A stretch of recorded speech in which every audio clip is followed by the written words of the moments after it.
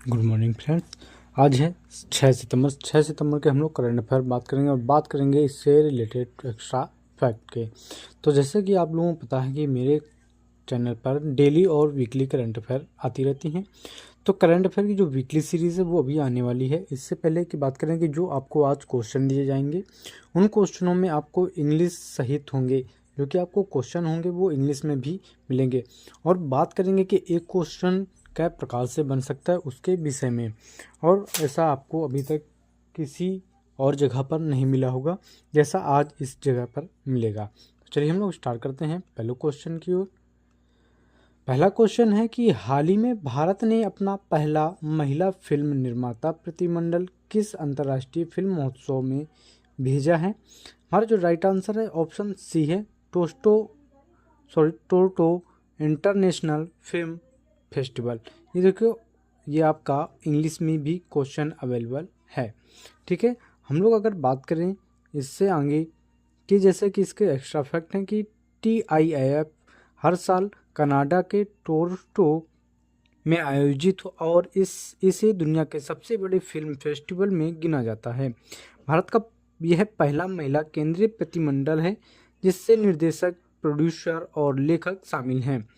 इस पहल से भारतीय सिनेमा महिलाओं वैश्विक पहचान और जेंडर एक्टिविटी की बढ़ावा मिलेगा। अब इससे बात करते हैं कि ये क्वेश्चन कै प्रकार से बन सकता है। तो इसमें जो है हम दो प्रकार ऑलरेडी इंक्लूड कर चुके हैं कि जैसे आपको क्वेश्चन में आएगा कि टोरंटो इंटरनेशनल फिल्म फेस्टिवल किस देश में आयोजित किया जाता है, तो ये कनाडा में आयोजित किया जाता है। इसमें बात करने की इसकी जो शुरुआत है वो 1976 में हुई थी और यह हर साल सितंबर माह में भी आयोजित होता है। यह हॉलीवुड फिल्मों में ऑस्कर का गेटवे कहा जाता है। और बात करें इससे जो क्वेश्चन बनेगा कि भारत द्वारा TIAF 2025 में भेजे गए महिला प्रतिमंडल का मुख्य उद्देश्य क्या था, इसमें पूछा जाएगा। तो इसमें जो आंसर रहेगा वो महिला फिल्म निर्माताओं की वैश्विक पहचान को बढ़ावा देने के लिए किया जाएगा। ये आपके एक्स्ट्रा फैक्ट हैं। देखिए, ये जो क्लास है वो काफ़ी लंबी भी हो सकती है और अगर आपको ये एक्स्ट्रा फैक्ट ना बताएं हम, आप लोग बाद में इसको PDF फॉर्म में देखें तो इससे जो लेंथ रहेगी वो कम रहेगी। तो चलिए हम लोग नेक्स्ट क्वेश्चन की ओर बात करते हैं कि क्वेश्चन दूसरा है कि हाल ही में भारत और ICAO किस प्रकार का संयुक्त अध्ययन जारी किया है। तो हमारा जो राइट आंसर है वो ऑप्शन सी है, सतत विमानन ईंधन क्षमता यानी SAF कैपेसिटी है। भारत ने 2070 तक नेट ज़ीरो उत्सर्जन का लक्ष्य रखा है। सैप का उपयोग जीवाश्म ईंधन की जगह पर्यावरण अनुकूल विकल्प के रूप में किया जाएगा। इससे भारत की ऊर्जा सुरक्षा भी मजबूत होगी। बात करते हैं इससे रिलेटेड क्वेश्चन, जिससे इससे रिलेटेड क्वेश्चन बनेगा कि ICAO यानी इंटरनेशनल सिविल एविएशन ऑर्गेनाइजेशन का मुख्यालय कहाँ स्थित है। तो वो कहाँ स्थित है, वो कनाडा में स्थित है। बात करेंगे इसकी स्थापना कब हुई, तो 1944 में भी हुई थी। इसके जो सदस्य देश हैं वो 193 हैं। इसका जो मुख्य कार्य है वो अंतर्राष्ट्रीय नागरिक उड्डयन मानकों को स्थापित करना है। बात करेंगे दूसरा क्वेश्चन कौन बन सकता है कि भारत में सैप यानी सस्टेनेबल एविएशन फ्यूल है के उपयोग में कौन सा प्रमुख लाभ होगा। तो ये कार्बन उत्सर्जन घटेगा। ये हमारा राइट आंसर रहेगा। नेक्स्ट क्वेश्चन की बात करते हैं कि हाल ही में अमित त्रिपाठी ने नई श्रृंखला इंडिक क्रोनिकल की पहली किताब किस नाम से लॉन्च की है। तो हमारा जो राइट आंसर है ऑप्शन बी है, द चोलो टाइगर्स। बात करें कि यह पुस्तक चोल वंश की ऐतिहासिक पृष्ठभूमि पर आधारित है। ये चोल साम्राज्य जो है ये 9वीं सदी से 13वीं सदी तक रहा। कहाँ, दक्षिण भारत में सबसे प्रभावी साम्राज्य था। जो अमित त्रिपाठी की लेखन शैली है ये ऐतिहासिक और पौराणिक कथाओं को आधुनिक ढंग से प्रस्तुत करती है। नेक्स्ट क्वेश्चन की बात करें इससे रिलेटेड जो क्वेश्चन बनेंगे कि अमिश त्रिपाठी किस प्रसिद्ध श्रृंखला के लिए जाने जाते हैं, तो ये रामचंद्र सीरीज और शिव ट्रिलॉजी के नाम से जाने जाते हैं। ये इनकी पहली किताब है द इमोरोस्ट ऑफ म्यूला, जो कि 2010 में प्रकाशित हुई थी। उनके जो उपन्यास हैं वो 20 से अधिक भाषाओं में अनुदित हैं। इसमें जो है वे भारतीय पौराणिक और ऐतिहासिक चरित्रों को आधुनिक दृष्टिकोण से प्रस्तुत करते हैं। नेक्स्ट क्वेश्चन आएगा कि चोल साम्राज्य किस क्षेत्र से संबंधित है, तो ये दक्षिण भारत से संबंधित है। ये आपका हिस्ट्री से रिलेटेड क्वेश्चन आया था। नेक्स्ट बात करते हैं कि हाल ही में भारत में हेल्थ केयर स्टार्टअप के समर्थन हेतु किसने फाइजर के साथ समझौता किया है, तो हमारा जो राइट आंसर ऑप्शन सी है, यानी डिपीट कह सकते हैं, यानी department for promotion of industry and internal trade. बात करते हैं कि डिपीट भारत सरकार की वाणिज्य एवं उद्योग मंत्रालय के अंतर्गत आता है। यह विभाग स्टार्टअप इंडिया, मेकअप इंडिया जैसी योजनाओं का संचालन करता है। समझौते का focus health care sector, R&D और इनोवेशंस को बढ़ावा देता है। देखिए अब इसमें जो क्वेश्चन रिलेट बने हैं वो आप लोगों के लिए बहुत इंपॉर्टेंट रहेंगे। जैसे कि ये दिया गया है फिजेर किस क्षेत्र से संबंधित है, तो ये औषधि एवं स्वास्थ्य मंत्रालय से संबंधित है। आपको क्वेश्चन वो जो ये आएगा लेकिन वो करंट अफेयर से रिलेटेड रहेगा। इसमें बात करके जो फिजेर है ये अमेरिकी बहुराष्ट्रीय फार्मा कंपनी है। ये कोविड-19 महामारी में फिजियन बायोटेक वैक्सीन वैश्विक स्तर पर प्रसिद्ध हुई। बात करें नेक्स्ट क्वेश्चन है कि स्टार्टअप इंडिया पहल किस वर्ष शुरू की गई थी, तो ये 2016 में शुरू की गई थी। ये भी क्वेश्चन आ सकता है, ये भी करंट अफेयर रिलेटेड रहेगा। जो स्टार्टअप इंडिया का शुभारंभ है ये 16 जनवरी 2016 को हुआ था। ठीक, नेक्स्ट बात करते हैं क्वेश्चन की कि हाल ही में भारत ने पहली बार स्वदेशी डोपिंग रोधी संदर्भ सामग्री कहाँ लॉन्च की है, तो ये NDTL है, यानी नेशनल डोप टेस्टिंग लेबोरेटरी, जो कि हमारा राइट आंसर बी है। बात करें कि इसका मुख्यालय जो है वो नई दिल्ली में है। इसकी जो यह प्रयोगशाला है ये WADA यानी वर्ल्ड एंटी डोपिंग एनर्जी से मान्यता प्राप्त है। जो NDTL है की स्थापना कब हुई थी, 1990 को हुई थी। नेक्स्ट क्वेश्चन की बात करें इससे रिलेटेड कि स्वदेशी डोपिंग रोधी संदर्भ सामग्री का प्रमुख लाभ क्या है, तो ये जो लाभ है ऑप्शन बी राइट आंसर कि विदेशी निर्धारता कम करना। पहले भारत को डोप टेस्टिंग के लिए विदेश से स्टैंडर्ड रसायन मंगाने पड़ते थे, जब अब भारत खुद से इसे बनाएगा जिससे लागत कम और समय बचत होगी। यह पहल खिलाड़ियों की निष्पक्षता और पारदर्शिता को सुनिश्चित करेगा। नेक्स्ट क्वेश्चन इससे रिलेट है कि डोपिंग से संबंधित अंतर्राष्ट्रीय संस्था WADA का मुख्यालय कहाँ है, तो ये मॉन्ट्रियल कनाडा में स्थित है। इसकी जो स्थापना थी वो 1999 में हुई थी। इसका जो मुख्य उद्देश्य है वो डोपिंग मुक्त वातावरण को सुनिश्चित करना है। नेक्स्ट क्वेश्चन की बात करें कि हाल ही में किस साहित्यकार को प्रो-वी.के. गोकाक पुरस्कार से सम्मानित किया गया है, हमारा जो राइट आंसर है ऑप्शन बी है आनंद वी पाटिल को। आनंद वी पाटिल को कन्नड़ साहित्य में गहरा योगदान है। वे उपन्यास, निबंध, आलोचना लेखक के लिए प्रसिद्ध हैं। उनकी रचनाएं समाज और संस्कृति से जुड़ी वास्तविकताओं को दर्शाती है। नेक्स्ट क्वेश्चन की बात करें इससे रिलेटेड है कि प्रोफेसर वी.के. गोकाक पुरस्कार किस क्षेत्र में दिया जाता है, तो ये साहित्य में दिया जाता है। ये कन्नड़ साहित्य के उत्कृष्ट योगदान के लिए है। Professor VK. गोकाक ये 1999 में और 1992 तक रहे हैं, जो कि साहित्य अकादमी पुरस्कार विजेता भी रहे हैं। ये कर्नाटक के कन्नड़ भाषा के आंदोलन से भी जुड़े हैं। बात करेंगे प्रोफेसर वी.के. गोकाक किस भाषा के साहित्यकार थे, तो ये कन्नड़ भाषा के साहित्यकार थे। नेक्स्ट क्वेश्चन की बात करें, क्वेश्चन नंबर 7 है कि हाल ही में किस प्रतिष्ठित इतालवी फैशन डिजाइनर को 91 वर्ष की आयु में निधन हुआ है, तो हमारा राइट आंसर ऑप्शन बी है लियो अरमानी का निधन हुआ है, जो कि अरमानी ब्रांड कपड़ों, परफ्यूम, एक्सेसरीज, होटल बिजनेस तक फैला है।